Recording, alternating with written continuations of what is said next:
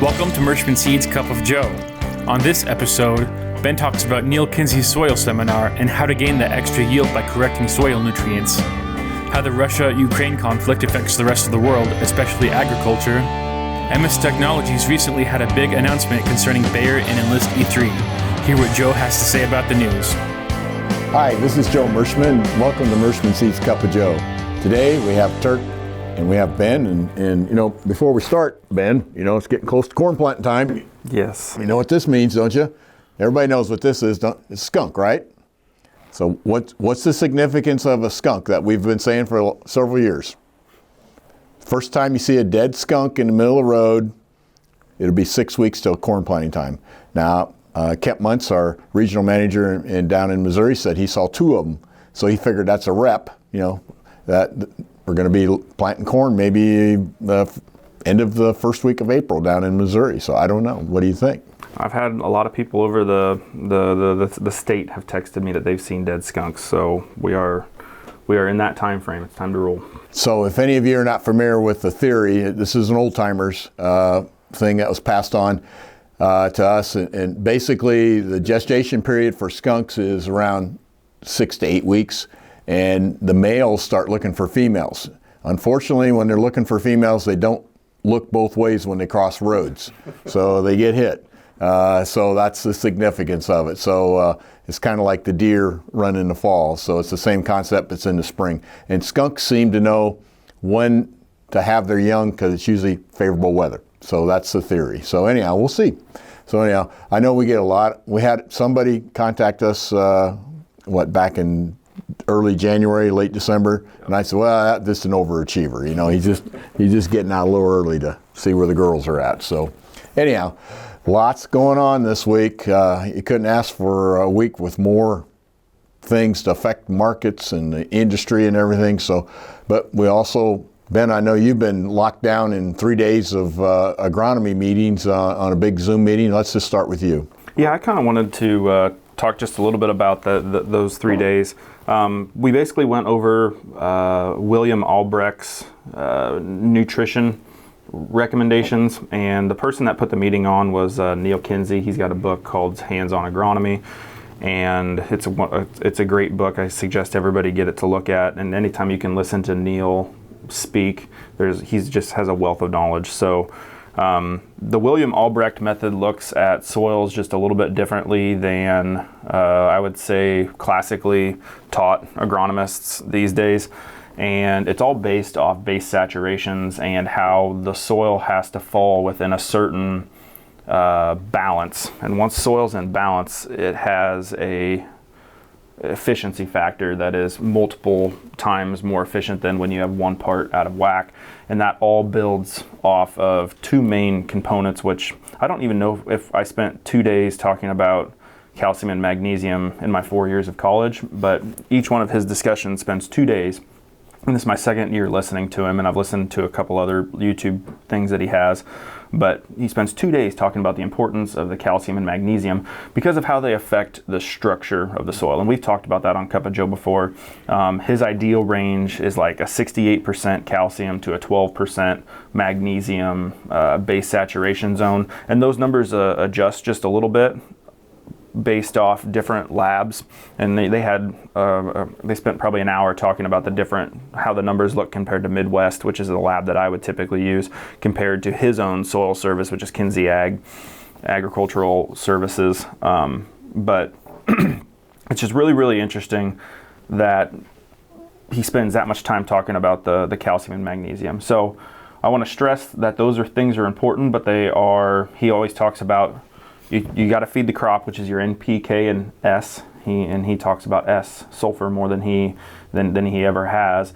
But you should always constantly be working to get that 68-12 because it usually takes a lot more money because lime is expensive, gypsum is expensive, elemental sulfur is expensive. Those are all things that we can tweak to make that 68-12 happen. Isn't the main reason we're getting out of whack or out of balance on those ratios is because some of the lime in the Midwest has high levels of magnesium? Is that right? That is one main component. He travels all over the world and fixes soils all over the world, and in a lot of the stuff that he talks about, the soils are just naturally built that direction. And in the state of Iowa and a lot of where he's from in southern Missouri, we have high dolomite percentages in our soils anyway. So the lime comes out of the dirt. Our dirt is high in dolomite the way it is, and dolomitic lime is lime that has both calcium and magnesium in it.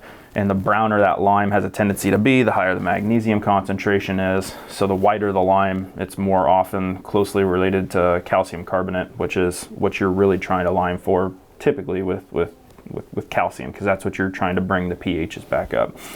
And he talks about pH isn't as important as the percent calcium, but we're not going to go into that. What I wanted to talk about today is if all things are held equal and your ranges are around 60% and above for calcium, based on any one test, and you're below 20% magnesium and above 10% magnesium, that gives you a fairly balanced soil. It's not something that's completely out of whack, that some of these trace minerals that I wanted to talk just a little bit about, these trace minerals will still work in that sense. So one of the things I wanted to talk about was copper. If your soil tests, you should be shooting for 2 parts per million copper. Nobody talks about copper sulfate, but copper sulfate's about $2 a pound, $4 a pound. Let's call it $4 a pound to stay on the high side. If you can get your copper levels in the soil through copper sulfate to 2 parts per million, it essentially it keeps the pericarp together. So for all of our seed growers, if you have an issue with splits in your soil type and you've never tested for copper and your soybeans split super easily, copper is something to take a look at, as long as your calcium and magnesium ranges. So everything that I'm going to say is based off those calcium and magnesium ranges, and you got enough PK, you got enough phosphor and phosphate to feed the rest of the crop. But if you're looking at different ways to niche out, copper is one that I would look at if you're a seed grower. He talks about tomatoes and grapes. If you don't have enough copper, they split it where the stem's at. It's the same concept with soybean. If you have a higher levels of copper, it's going to enforce the sturdiness of the pericarp of that seed bean. Another thing that I wanted to talk about was manganese. Manganese, if you could get manganese to 40 parts per million and keep it above 40 parts per million, it typically has really good test weight effects. And when you're growing wheat crops, the higher the manganese level, as long as it's not higher than your iron level, it has exponential yield benefits. A lot of the European soils that are raising 150 and 200 bushel wheat are naturally very high in manganese. So the things that we can do, all things relative, the higher the manganese you can throw towards the wheat, it has a tendency to push wheat yields to a really high level. If you are interested in raising high yielding corn, zinc is hugely important. If you're interested in the parts per million on the zinc, are right about 4 is the bare minimum, but 5, 6, 7 parts per million zinc is going to be really important for corn and wheat when it's on sand. So sandier soils have a tougher time taking zinc in. I don't want to ramble on too much longer here, but some of the other key things that he was talking about that for foliar wise, when you take foliar leaf samples and you send them in, he taught me, I think he might have said this last time too, but he was explaining that the parameters that they get to set for the foliar leaf samples came out of the 1960s when they set those parts per million on what is low, what is adequate, and what is high. And he, throughout his tenure, he has figured out that they basically came up with those numbers because they just took all of the corn plants that any university had ever analyzed, all of the bean plants, and all the different nutritions, and basically that adequate number isn't adequate, it's just the median. And what I mean by median is it is the center number. It's not what the plant needs, it's based off the measurements of what they have. And how many people are sending leaf samples in that have super good crops compared to guys that are deficient in something and want to know what they're deficient in? So it's actually skewed to the left. Yeah. So if you want to be looking at pulling ear leaves, pulling flag leaves, pulling soybean samples, when you're looking at those parts per million, and when they're talking about adequate, you're probably low. When you're talking about high, you're probably in the minimum range on where you should be. And when you're in the excessive range, that's probably where you're going to be at if you're raising a super high yielding crop. So those are a few of the takeaways. We can talk about some more of the things on a later episode, but it was a busy week.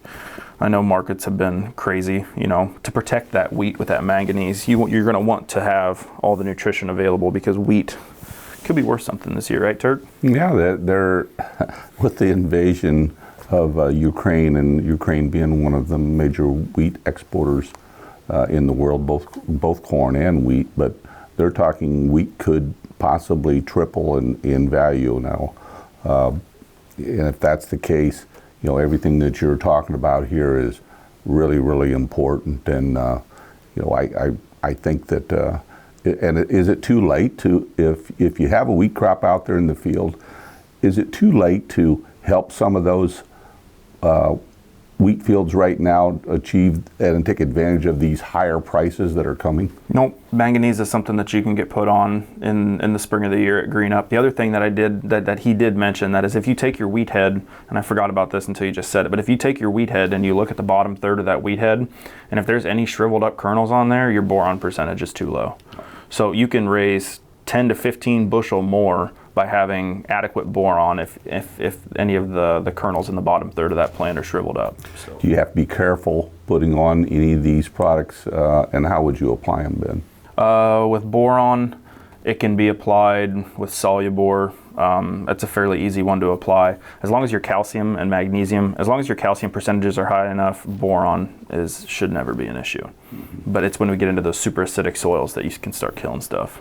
Well, the markets, as you said, were very volatile this year. This week, we've been saying volatility is the name of the game. There's no place for the weak of heart, but regardless, you need to know where your cost of production is, and you need to take advantage of opportunities when they present themselves. And this week was one of those weeks that there were opportunities to sell very high-priced commodities, and they've settled back a little bit, as we've been talking about they would do. But in general, nothing's changed other than the export situation from Ukraine, and where is the product going to come from, because the supplies worldwide didn't change because of this invasion. They're still tight everywhere. Now, will some people curb back their buying because of this? That's yet to be seen, but as of right now, not a whole lot's changed in South America. Not a whole lot's changed in North America as far as how dry it is. That can change in a hurry. That's why you have to take advantage of opportunities when you see them. And this was definitely one of those weeks to have some options in the marketplace. Whoever you're buying or whoever you're selling through, tell them where your price is, and when it hits it, they'll fill it for you, and it'll work out in your favor. It's just interesting. A year ago, just from our seed grower perspective, buying soybeans from seed growers, we hit a day with 17. We hit a day with 17 this year, and then quickly a year ago it retreated. It retreated again this year, or this week. So, maybe 17 is kind of at least the last couple of years has been the high water mark, and maybe we'll go higher. I don't know, but you've been saying 850 to 17 is what it was a year ago. It might be the same this year. That's the range of the price of beans. So I know from my perspective, this has got to be the hardest thing that farmers have to decide, particularly with all the worldwide volatility. We can figure out supply. We can somewhat figure out demand, but we can't figure out all these geopolitical things that are going on that affect the markets. Well, with the restrictions that the administration has put on Russia, and Russia is a major fuel supplier for the European Union or all of Europe, it is going to probably affect fuel prices as well as much as wheat, and so hopefully everybody listened and got their fuel bought there in January when we talked about now's the time to get your fuel booked, and And if you haven't, I don't know what the price is going to be now. Well, it never gets as bad as what they say, never gets as good as what they say. So somewhere in between. But right now, a lot of volatility makes it really tough for farmers. They're looking at great prices, but they're also looking at pretty high expenses. So the risk is just extremely high to be in business right now or be in agriculture because, everything is when's the bubble going to pop? That's what everybody's worried about. And of course, keep in mind that Russia is the #1 exporter of potash. Yep. And also they're one of the major exporters of ammonia. And that will affect fertilizer too, because I know my brother Henry has been, there's been a lot of panic on that side of the business too about fertilizer, where these fertilizer prices are going to go even higher. So I don't know. Fertilizer prices are going to definitely be affected and are going to be higher, and I don't know for how long. It depends on how long these restrictions that they've put on Russia stay in place, I would guess. But it is not just fertilizer. I mean, there's a lot of precious metals. There's a lot of everything that the entire world needs, and so it is definitely made another disruption in the supply chain for sure, which probably means we're going to see more force majeure announcements coming forward. If you don't have your chemicals, you don't have your fertilizer, there's probably a chance that you may not get it. So hopefully everybody's got everything in the shed that we like we've been saying, get possessions 9/10 of the law. Yep. Peter Zion is a geopolitical analyst, and we'll put his link on today, and you can watch his video. And he goes and talks about what Russia is noted for as far as exporting and all the different raw materials that Russia exports in it. And he explains that they were a manufacturing company in our country until they collapsed. And once they collapsed, they just went to exporting raw materials. So they have a big influence on on the world. So I recommend you watch Peter Zion's video on to understand a little bit more how Russia fits into the world puzzle, you might say.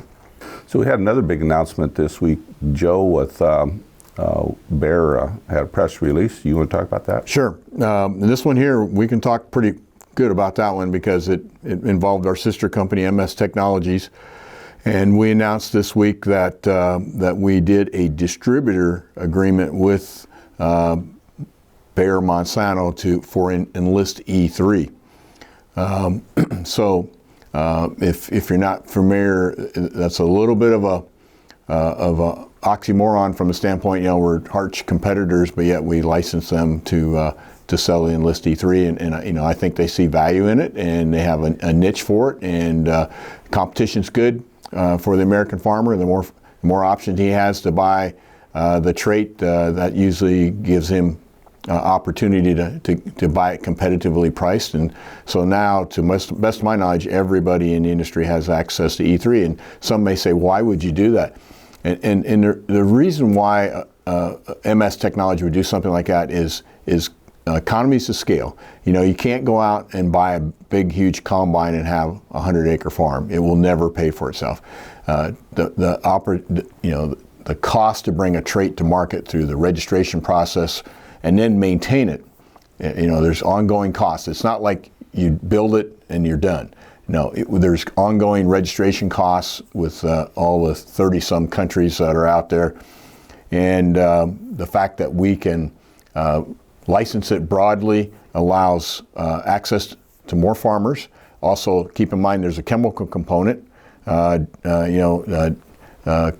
is making the Enlist One and the Enlist Dual. And for them to get those registrations, which, just recently renewed it costs a lot of money. So the more acres that we can put the chemical on, the more acres we can put the seed on, we can keep that cost down to the American farmer and give him options. And as we know, in the war against weeds, we need every option that's out there if we're going to win. So it is something that it will affect farmers in 2023 as they ramp up their supply.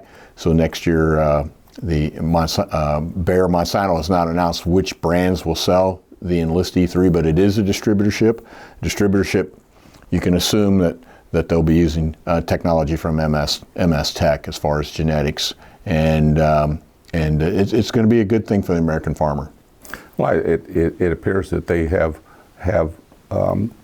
conceded or acknowledged the fact that E3 is a trait that is farmer friendly and good for the American farmer, and they needed to have it in their portfolio. Yeah, some of the field folks, it wasn't downtown St. Louis, but some of the field folks that spread the rumors last year about dirty genes and not yielding, were probably eating a little bit of crow this week.